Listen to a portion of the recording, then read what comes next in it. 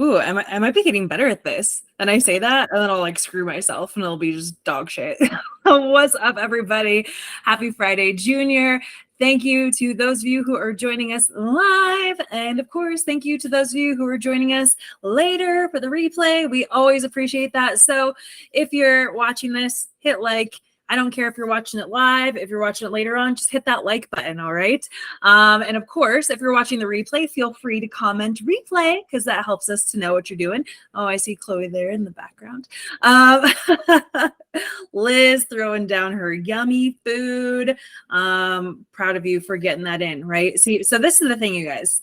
Like, we know you all have busy schedules. So do we. We don't want to eat. Like, we don't have time to eat, but we're going to make it happen. So, anyways, appreciate y'all being here. We're going to try to dive into the nitty gritty here. We'll try to keep it as short and sweet as possible. But today's topic is all about like, how much do you need to work out? So I had asked this in the group here a couple days ago, and we got ranges of answers anywhere from like 2 days a week to 6 days a week. And everybody's really on their own individual journey. When it comes to like working out and lifting weights and stuff, that's sort of what we were really wanting to address, because the question itself specifically stated like, how many days do you lift weights? And I know that there were responses from people who put in the other things that they do for working out. I think that's great. We really want to talk today about strength training, resistance training, lifting weights. How often do you need to be doing that based on whatever your goals are? So, yeah, Liz, how do you feel about this topic? I love it. I love weightlifting. You saw on my stories, I put like a track formation, and it was funny. I was talking to Steve because the picture of me on my motorcycle where like I don't have any muscle definition or anything. He's like, you look skinny, but you look sick at the same time. And I'm like, I know, I look kind of bad there. And I was like, and it's so nice now, like, yes, I weigh more, but I wear smaller clothes than I did in that other photo. And I look toned in like certain parts of my body, and I love it. And I have more energy. So I love weightlifting. Sorry. Love it. Ooh, I think that's a really important point that you bring up. And I hadn't even like meant to bring this up, but since you just talked about that sort of like transformation that you had, similar to me, like I can remember the day, you guys, that I weighed my smallest in my adult life, smallest number on the scale. It was the day that I got engaged. So February 12th, 2011. February 12th, 2011. I remember the day I got engaged. I remember running myself into the ground constantly. I was running miles a day. I was getting my ass kicked by myself. And I was like trying to burn off every calorie that I was consuming. I just did a lot of elliptical or running or spin class. I was not strength training at all. I think the extent of it was like going to a body pump class every now and then at 24-hour fitness. And I was very skinny. So like, it was gross to me. I bet like the average person would see those pictures and be like, well, that nothing looks wrong with you. I'm like, but I don't look strong. I don't look muscular. I don't look quote unquote toned. And I would say even right now, like, yeah, we could talk about traps and delts and stuff like that. Like, I feel like just sitting here, I have more muscular definition in my upper body than I did in those pictures where you just kind of see like bones, if anything. So I love that. Smaller on the scale is not necessarily indicative of how we want to look, right? So many people are chasing after a number on the scale. I used to think, oh, I need to get back down to that number that I was. That's not my body anymore. I'm not the size that I was. There's no way I could fit into those jeans if I tried. And I wouldn't want to because I didn't look healthy, because guess what? I wasn't. Just because I was working out, it didn't mean I was building a body that looks like it works out. Yeah. And in order to build muscles, we have to tear those muscle fibers. And I think that everybody should have a healthy balance of cardio and weightlifting. Like your lungs and your heart need cardio. Like it's amazing for you. Yeah. But in order to build muscle, you have to lift heavy weights. You have to do progressive overload. You have to lift something that is heavier than 15 pounds. Yeah. Well, but Liz, right now I'm doing some shoulder PT and I'm doing scaptions with 5-pound dumbbells. What? That's not heavier than 15 pounds. But So that's rehab. Like that is a different goal. That is not, you're not trying to build, your front delts or anything, you are trying to strengthen your shoulder and stabilize your shoulder. Like those are two totally separate goals. And sadly, you can't have both goals at the same time with trying to rehab your shoulder. I'm dealing with that with my hip right now. I was told yesterday, that I cannot do my weightlifting meet that I've been training for because of my hip and my hip problems. Like I had a shattered pelvis from my motorcycle accident a few years ago. So I just have hip issues. So I am now rehabbing that and I cannot go past 80% of my maxes, which sucks, but it's juicy booty building time now. there you go. There you go. I love that. I love that. And so it's funny because, like you said, those are not the same goals. Building muscle, looking toned and defined, that is totally different than rehabbing your body. So when I was at PT the other day and I told him, I'm like, damn, I'm so glad I never got rid of those 5-pound dumbbells because I'm like, what do I need these for? Well, I still have 5s and 8s and 10s because there are certain exercises that you do need those smaller weights for, you guys. Like not everybody has the strength to be able to do a front raise with something heavier than single digit weights. And that's okay. We're not telling you, oh, you're a weak ass bitch or you're not working out hard enough. If there are certain exercises for certain reps that you need lighter weights for, like that's just the case. I'm never going to be able to do a front raise with 30-pound dumbbells. It's just not happening. So again, just listen to us, kind of go through this with us. If you have any questions or feedback, put it in the chat and we'll respond as best we can. But understand we are talking about strength training to build muscle. We want to build muscle so that we can look like we work out. And we also want to be able to make sure that we're getting stronger because, and again, this is an important conversation I had with somebody the other day where like the goal isn't to get stronger so that you can tell people you squat X amount of pounds or whatever, right? The conversation I was having with this woman who's in her 60s, who's a part of our 90-day program, we talked about the fact that like she has peers, like friends that she's been friends with 40 something years or whatever. And she wants to be able to be strong in comparison to them because she sees what so many of them are going through. She sees this woman that she can't go out and do the adventurous activities that everybody else is doing. And I was like, even more than that, just think about 10, 20 years from now, what you're telling me about this friend of yours, she's probably not gonna be able to get herself off of a toilet, like on and off of a toilet. She's gonna need assistance from either another human or those bars for support or a walker or something. Not you, my friend. You are building strength. You are getting muscle and getting stronger so that you can do things on your own and be autonomous. So that's what really I think is the driving force oftentimes for myself and Liz at this point in our strength training journey.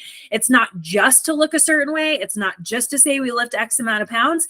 It's so that we don't have to rely on somebody else to do basic human movements as we get older. Would you agree, Liz?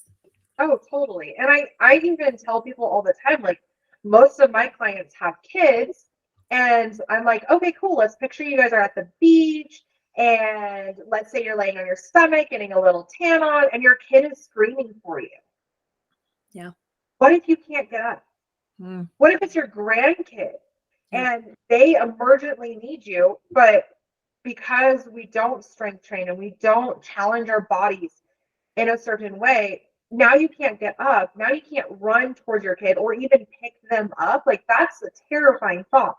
And to just even do that, to be able to function, to help your kid or anything like that is super important. And even for the majority of our clients are women and the people in this community are women, like guess what? Guess how you're going to prevent osteoporosis? Guess how you're going to prevent arthritis? By challenging your muscles and your bones. Do you know how you do that? By pushing weights, challenging it, and not challenging it as in like, cool, I'm lifting. Like, no, that's not challenging me in any way. So yeah, that is not just for physique looks or anything, which I love that people have that, but yeah, just functioning in life. You want to be able to pick up your laundry basket. Guess what? You need to deadlift. Yeah. Yeah. Looking a certain way is a byproduct of this, you guys. And so, of course, I was listening to my boys over on Mind Pump the other day, and they started off the episode with talking about, let me see if I can phrase this appropriately. A person who is overweight with muscle is healthier than a person who is skinny without muscle, right? Like, again, they are healthier. I don't care if they weigh 300 pounds. They are healthier than the person who weighs 100 pounds or even 150 pounds if they have more muscle on their body in comparison. So body fat percentage wise, in comparison to that skinny fat person, if you will. So let's pretend we have somebody who is 300 pounds, but they have like 200 pounds of muscle on their body. Okay. So like 66% of their body is muscle. Great. If we have somebody who weighs 150 pounds and they only have 75 pounds of muscle on their body, guess what? They're not as strong. They're only 50% muscle as opposed to the other person that is 66% muscle. So just because you're skinny or fit or looking at you, you look like you're skinny or fit or healthy, doesn't necessarily mean that you're healthier than somebody who you would maybe deem as being less healthy because they're overweight. Does that make sense? Okay, that's not one. I hate BMI, and even in like my nutrition that I take, they're like, yeah, BMI is BS, because I'm like, so I used to coach CrossFit athletes all the time, and you know, I would have a woman where her body fat percentage was at like 12% at like her peak, but she couldn't get life insurance because her BMI was so outrageous. Like, this chick had abs for days. Like, her back had abs. It was ridiculous. Ate super clean, exercise, like trained, like amazing. But her BMI, she was morbidly obese. Yeah. Yeah. Because of the weight on the scale, you guys. This is why we're so much like, the weight is not your end all be all. The weight doesn't tell you anything about how you look in your clothes, how you feel in your clothes, how you look in your body or feel in your body, how you perform in a workout. Again, it is very possible to be classified as overweight on BMI, which is so archaic simply because of the number on the scale, even though like women would kill to look like that person probably. Yeah. Insanity. Okay. One, and there's I think a huge, and if we think about like the way that our parents were raised and stuff, like, women aren't taught to lift weights. Like, they're told, oh my gosh, you lift weights, you're gonna look like a bodybuilder. And that's absolutely not true whatsoever. You're just gonna build muscle and lose fat, and like, guess what? You're going to boost your metabolism. Yep. Because it's gonna work harder. Okay. It's amazing. Yes. I love that. I love that. So we've addressed that really the biggest reason that you should want to lift weights, you guys, is so that you can be strong into old age, so that you can be healthy into old age, right? We want strong bones, strong muscles, just strong, capable bodies that can do things on their own without a bunch of support from other people or devices. So I think that first and foremost is the priority when it comes to working out, AKA in our terms, lifting weights, strength training, resistance training. The second thing that we think is so cool, I think, about lifting weights and stuff is not only all of that awesome stuff that of course is going to give you confidence, but primarily a lot of the people that we work with and that of course are in this group, you probably have some fat loss goals at one point or another. Maybe it's not today, maybe in a year or something, life gets away from you and you want to like lose some body fat. That is what's so cool, is that lifting weights will help you to boost your metabolism because it's building muscle. And that is not something that running or going to a group fitness class or just doing endless cardio on the elliptical is going to produce. So Liz, can you kind of break down how it is that strength training, lifting weights, helps us boost our metabolism? So I feel like there's a lot. Let's make it as simple as we can for everybody. So pretty much when you have muscle, your body has to work harder. It just burns more energy. I'm sure you've noticed with like clients and stuff, the second they start working out and eating better, they start moving around a lot more. They have just a lot more energy, and that's pretty much what it does. It gives you more energy. When we are more and a lot of it has to do with nutrition as well. Like, obviously, like Kind of you guys. you can't out train a shit diet. Like, No, I tried for years. We can go down that rabbit hole another day. thing. But when we don't have muscle, guess what? Like, our body's not going to work properly because, and it's not like a real term starvation mode, but our body is lacking nutrients and stuff. It's not challenged in any way. So it's going to stay sedentary. Your body's not going to want to do anything. It turns catabolic. It starts eating your muscle because guess what? That's the easiest source of fuel for your body to function. So our bodies will always choose the easiest route. Yeah. And I think that's important what you said there. Like, yeah, muscle is metabolically expensive. It's harder for our body to keep muscle on it. That's why so many people don't have very much muscle, because it's hard to put on in the first place, but it's also hard to keep. But what's really easy for your body to hold on to is fat. Unfortunately, it's just not as calorically demanding to keep fat on your body as it is to muscle. Your body has to work harder to keep muscle on it, just internally. It burns more calories the more muscle you have on your body. So that's like another indicator of like a better metabolism. But again, it's just like, I can't even think of a good analogy right now, but muscle is more expensive than fat is. There you go. Yeah. Okay, so we probably want to boost our metabolism so that we can burn body fat. Obviously, that's a great thing that comes from strength training. Like we said, running, doing cardio, doing circuit training and stuff like that. It is a way to burn calories in the moment.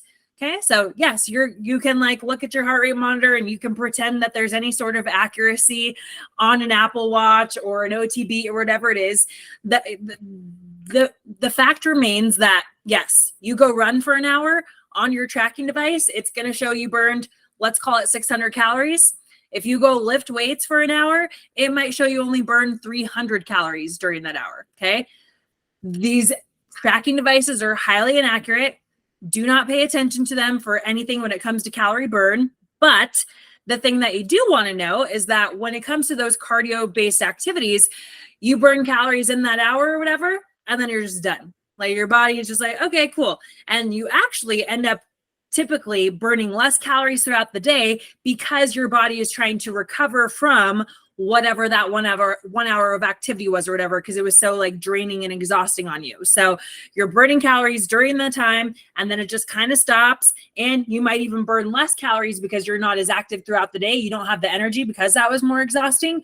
Whereas you go burn the calories during your weightlifting, your body continues to burn calories throughout the day after the fact. It doesn't just stop when that hour is over. It continues to burn calories as your body works harder to, again, break down and repair that muscle that is on your body that, again, is more calorically demanding on your body. So yes, it might look like you're burning a ton of calories doing cardio. In the end, only during that time period. It doesn't follow you around afterwards. What did I miss there? So that's called EPOC. EPOC. Yeah, it's like post or exercise post oxygen consumption, something like that. Literally, we had to teach about it at Orange Theory, and it's bullshit. Well, it's the way they explain it. They tell you, come to this 1 hour workout, and if you burn 12 splat points, your body will continue to burn calories for 36 hours after class. Yeah, so what if I only got 11 splat points? I don't get to keep burning calories for 36 hours? Like, the way that they describe it is bullshit. I have never even heard that. But it is a thing where, cool, you lift weights, you challenge your body. Now, the reason for it is that our body is now trying to replenish that ATP. So now it is burning more or using more energy to rebuild those muscles. It is now using more glycogen stores to fill up your muscles and to repair all the things. So again, you are burning more calories just because it is using more energy to recover. When you do that for cardio, guess what? All you got to do is just start breathing normal again. So it stops. So yeah, it's all over the place. There's tons of fun stuff, you guys. If you would like us to break this down for you a little bit more, we certainly can some other time. But the thing is, if you want to keep burning calories for more hours, even while you're sleeping or sitting at your desk or something, strength train. Strength training to build muscle, to build a stronger metabolism, to continue burning calories all hours of the day, not just during the 1 hour of your workout or whatever. Okay. All right. So now let's go into kind of what we did really come here for today, which is like, how much do you need to be working out in order to actually, well, I didn't even say that. I said, how much do you need to be working out? So let's go based off of like different goals. Like, how often should you be working out? How long should those workouts be? All the things. Well, this is where with us, with our one-on-one coaching, we work with the client individually to see what's your goals, right? It really depends. Isn't that like the first place to kind of start, Liz, is like, what's your goal? Exactly. So one, I want to know where you're starting. Are you coming from an injury? Or like, what age are you at? Like, what is your training history? Where, and again, goal, like I can get somebody to get solid results only 3 days a week. People see me training 6 days a week, and I'm like, there's a difference. I am training for a specific sport. You're working out for physique goals. You are working out for more energy. You are working out for that. It looks totally different. I had somebody that was training for, the marathon and stuff. And that training, she was doing 5 days a week, but before she even started working with us, she was working out 4+ days a week. So guess what? She can work out 4 to 5 days a week. And then it also depends on, what energy are you taking in? So what are you eating? Like there's so many factors, and it's normally I start them out like, cool, where are you at now? If you're not working out at all, I'm probably going to start you off at, let's start with 3 days and see how you do with 3 days. And we see it all the time. People come to us and they're like, 5 days, I want it. And then they work out none of the days. Yeah. And I learning just from like nutrition classes and things like that, like where we get our energy from and what energy, how long we have to work and how hard we have to work to, burn quote unquote fat and stuff. It's normally after 15 minutes. You need to be working out for a longer period of time. But if you have a solid training history or you're just starting out, that 15 minutes, you're going to crush it and you're going to see results. But you will have to go to longer workouts. You will always have to push that progressive overload. So again, it just depends. Yeah, totally dependent, you guys. And the thing is that also, the longer you've been training, like the easier it is to just kind of like maintain that level of fitness. So let's say, for instance, maybe you've been consistently, again, I said training, lifting weights, following specific programs, doing progressive overload. Let's say you've been training for 10 years, and let's say you get to the point where like life gets crazy. Maybe you all of a sudden have a family, or you have a very much more demanding career or something. You don't necessarily have the time to still train like you used to. However, it's much easier for your body to maintain the level of muscle and whatnot that it has once you've gotten into that routine and you've put that amount of muscle mass on your body. It is so much easier to maintain your results once you've put in that hard work on the front end. So I think they say like you only need like up to 1/7 of the volume of training to maintain what you've got once you've like reached sort of this certain pinnacle, if you will. But the less consistent you are leading up to that, well, the tougher it's going to be, the more you're going to have to keep up with that training level and stuff. So you don't need as much volume once you've gotten to a good spot. So I'll just use myself for an example. I've been training pretty consistently for the past several years. I was doing it wrong for a long time. I would say the last 3 years have been like the best I've been with specific like training and not overtraining and really focused on recovery and feeling my body and whatnot now.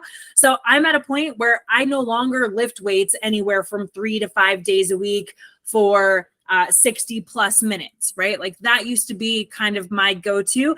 I can now like maintain the muscle on my body with, right now I'm doing like 20 minutes a day, 6 days a week, but I'm doing heavy compound lifts. So I'm doing things like squats. I'm doing deadlifts. I'm doing hip thrusts. I'm doing pull-ups and chin-ups. I'm not really doing like pressing right now just because of the shoulder issues that I'm having. And so I'm rehabbing that for physical therapy. But I wouldn't say that my body looks like it's lost any amount of muscle. And so a lot of that just comes down to, again, like Liz had talked about earlier, your training age. I've been at this for a while. I don't need as much to maintain it as I did in order to put it on in the first place.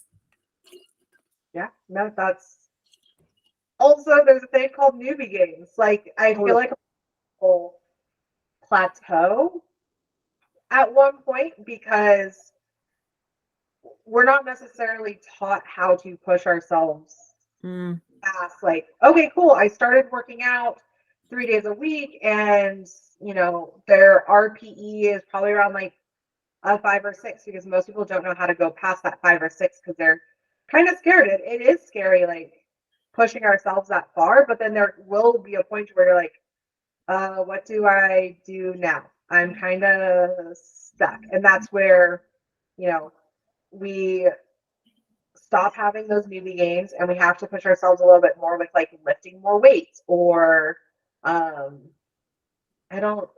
totally lost my train of thought. No worries. I like have my like text messages from my husband. He's in a meeting right now, and he's sending me pictures of our dogs. I'm like, what are you? Bro, chill. Then do not disturb. DND, bro. DND. No, I get it. I'm getting distracted because I'm like trying to find. I'm like, it shows me that there's comments here, but I can't see comments. So I'm like trying to pull up comments on my phone, but yeah, I can't get it. So whatever.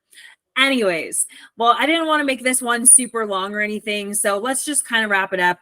I would say, you guys, when it comes to figuring out how much you need to be working out, one, look at your schedule, see what you can fit into your schedule that's not going to drive you crazy, right? So if it's, hey, I can only work out 3 days a week for 30 minutes, awesome. Then that's what you commit to. But remember, if you want to get the most bang from your buck from those workouts, strength training is where it's at. So I would recommend doing things with barbells, with dumbbells, with cable machines, with machines at the gym if you need to. But it's really just dependent upon where you're at. Maybe you're somebody who's just starting out and you need body weight, or you need just resistance bands, or you need just a TRX strap or something. But follow some sort of a program and make sure that you're consistently hitting the same workouts on a regular basis, right? Like it's not just like a new workout every single day for a month. It's not a new workout every week. With my clients, they're on the same workout program for a full month so that week over week, they can see themselves getting stronger, doing more reps, doing heavier weight, having more range of motion, needing less recovery time, whatever that looks like. But you want to be consistent with those workouts for quite some time before you switch it up. Okay. Okay. So how often can you work out? How recovered are you between your workouts, right? So let's say, for instance, you can only work out 3 days a week, but you can only work out 3 days in a row. And then for whatever reason, you have to take 4 days off. Well, you need to implement workouts where you feel recovered enough to go from day 1 to day 2 to day 3, and then ready to get back to it on day 1 again the following week. And then beyond that, ask yourself if you're doing like the things that you need to be doing in order to see the success. If you are on some sort of a workout protocol right now and you're not seeing the changes that you would expect to see in strength or in body composition or whatever, ask yourself why. What's the reason why? And I'm just going to leave this with, if you have questions or you're looking for some guidance on what that looks like, reach out to us, please. I'm going to drop a link in the comments below this. It's just kind of a page that I came up with, a sort of like a landing page for us and our programs and what we offer and whatnot. But on there, I have a link for completing a free metabolic assessment so that you can let me know like where you're kind of starting at when it comes to your nutrition and your workouts and whatnot. And then we can even hop on a call so I can give you some guidance of like where to go. Because again, there's only so much we can say here right now about where you need to be in terms of how much you need to be working out. And we would love to give you more guidance. Anything else from you for closing thoughts, Liz? Recover. That's huge. Yeah, totally. It can't just be balls to the wall 6 days a week, you guys.